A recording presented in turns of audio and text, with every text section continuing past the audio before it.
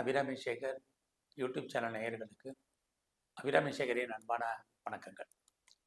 மக நட்சத்திரத்தில் பிறந்த உங்களுக்கு தமிழ் விசுவாவசு வருஷம் எப்படி இருக்கும் இதுதான் மெயினாக பார்க்குறோம். மகம் அப்படின்னா நீங்கள் சிம்ம ராசியில் பிறந்தவங்க, உங்களுக்கு தெரியும். நீங்கள் இப்போ நம்ம ராசி பலன் பார்க்கல, நட்சத்திர பலன் பார்க்குறோம். ஒருவேளை ராசி பலன் பார்க்கணுன்னு ஆசைப்படுறவங்க தனிப்பட்ட முறையில் நான் அதுக்குன்னு வீடியோ போட்டிருக்கேன். சிம்மராசிக்கு அதை வேணுங்கிறவங்க விரும்பி பார்க்குறதா இருந்தால் பாருங்கள். இங்கே மக நட்சத்திரத்தில் பிறந்த உங்களுக்கு எப்படி இருக்கும்? இந்த வருஷத்தில் முக்கியமான கிரகங்களுடைய பயிற்சி இருக்கு. சித்திரை 31ஆம் தேதி, மே மாதம் 14ஆம் தேதி குரு பகவானுடைய பெயர்ச்சி. குரு பகவான் ரிஷபராசிலிருந்து மிதுன ராசிக்கு போகிறார். வைகாசி 4ஆம் தேதி, குறிப்பாக மே மாதம் 18ஆம் தேதி ராகு கேது பயிற்சி. ராகு பகவான் கும்பராசிக்கும் கேது பகவான் சிம்ம ராசிக்கும் வர்றார். மகம் அப்படின்னா நீங்கள் கேது பகவானுடைய ஆதிக்கத்தில், அனுகூலத்தில், அனுக்கிரகத்தில் பிறந்தவங்க. அந்த கேது பகவான் சிம்ம ராசிக்கே வர்றார். பொதுவாக ஒரு விஷயம் தெரிஞ்சுக்குங்க, எல்லா கிரகங்களும் நன்மையை செய்யும், எல்லா கிரகங்களும் தீமையை செய்யும். ஒரு கிரகம் உங்களுக்கு நன்மையை செய்யுதுன்னா அதே கிரகம் இன்னொரு விஷயத்தில் உங்களுக்கு பாதகத்தை செய்யும். இது மாதிரி தான் மற்ற கிரகங்களும். இதை மனசில் வச்சுக்கிட்டு இந்த வீடியோவை பாருங்கள். நன்மையை செய்யக்கூடிய அதே கிரகம் ஒரு சில பிரச்சனைகளையும் செய்யும்.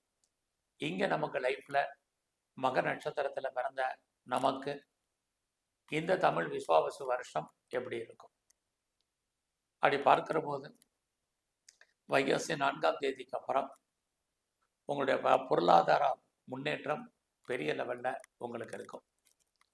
இந்த வருஷத்தில் மெயினாக பார்த்தீங்கன்னாலே நீங்கள் வாழ்க்கையில் இது வரைக்கும் ஆசைப்பட்டு எதுவும் நடக்காமல் இருந்த விஷயங்கள், சின்ன சின்ன விஷயங்கள்லேருந்து பெரிய விஷயங்கள் வரைக்கும் உங்களுடைய எண்ணங்கள், ஆசைகள், அபிலாசைகள் ஏதோ ஒரு விதத்தில் பூர்த்தியாகும். அதற்கான வாய்ப்புகளை கிரகங்கள் உங்களுக்கு கொடுக்கும். இது ரொம்ப முக்கியமான ஒரு விஷயம் உங்களை பொறுத்த வரைக்கும். அதே மக நட்சத்திரத்தில் பிறந்த நீங்கள் யாரெல்லாம் பேச்சின் மூலமாக வருமானத்தை சம்பாதிக்கிறீங்களோ வருமானங்கள் உங்களுக்கு உண்டு. அதே சமயத்தில் பேச்சே உங்களுக்கு பிரச்சனையாக இந்த வருஷம் இருக்கும். அதனால் நீங்கள் எல்லாம் ரொம்ப அடக்கி வாசிங்க, அளந்து பேசுங்க. இது இந்த ரொம்ப முக்கியமான விஷயம்.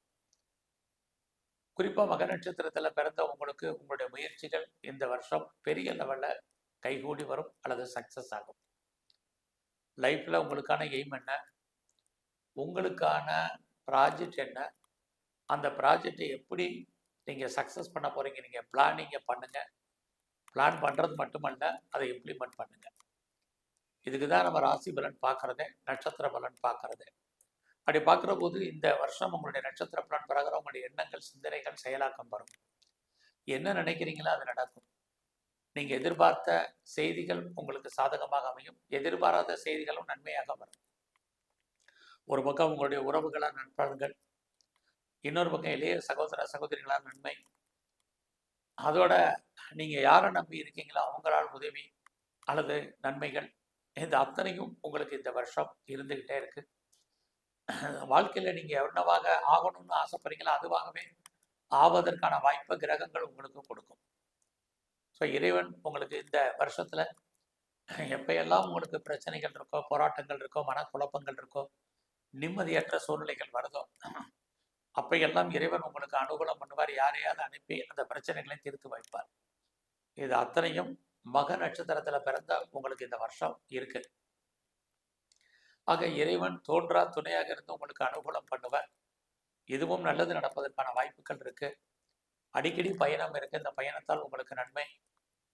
இந்த காலகட்டங்களில் நீங்கள் யாரெல்லாம் வீடு விற்கலை, என்னுடைய ப்ராப்பர்ட்டி நல்ல விலைக்கு போகலை, நல்ல விலைக்கு சேல் ஆகலை அப்படின்னு ஃபீல் பண்ணுறீங்களோ அத்தனை பேருக்கும் ப்ராப்பர்ட்டி நல்ல விலைக்கு சேல் ஆகும்.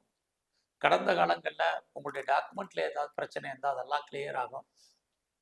உங்களுடைய பத்திரங்கள், பாண்டுகள் அத்தனையுமே நல்ல ஒரு சூழ்நிலைக்கு வந்துடும்.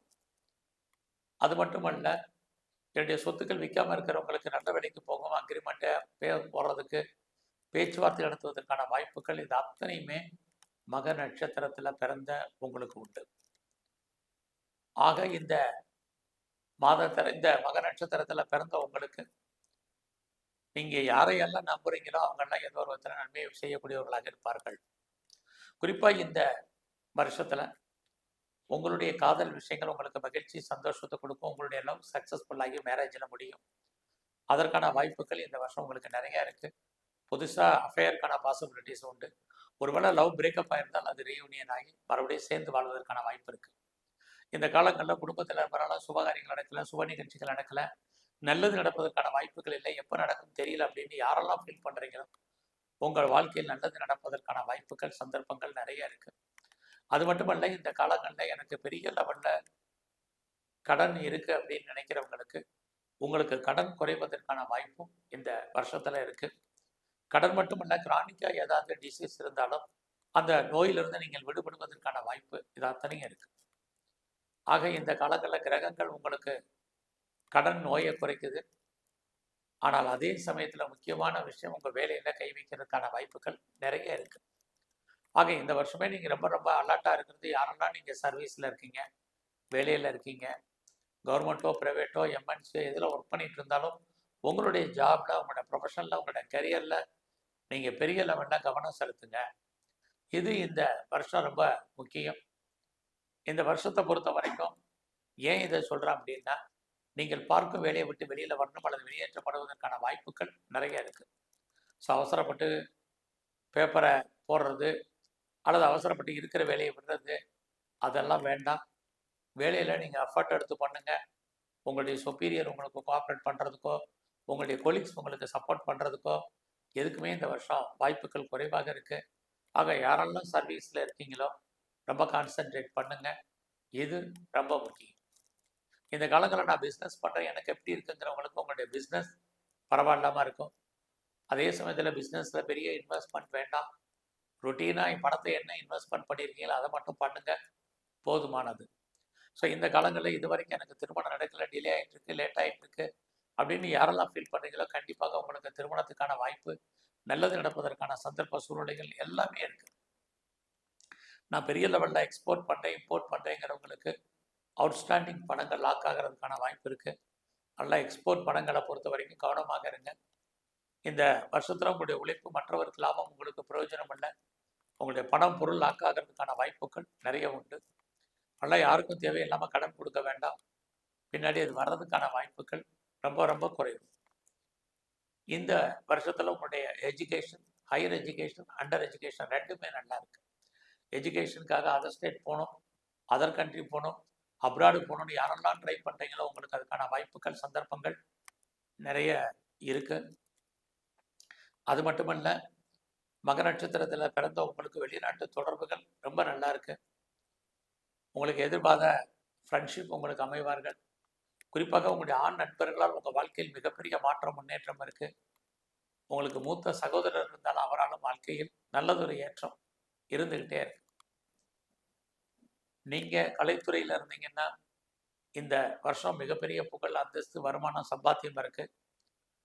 அரசியல் சார்ந்த துறைகளில் நீங்கள் இருந்தீங்கன்னா ஏற்றம் இருக்குது.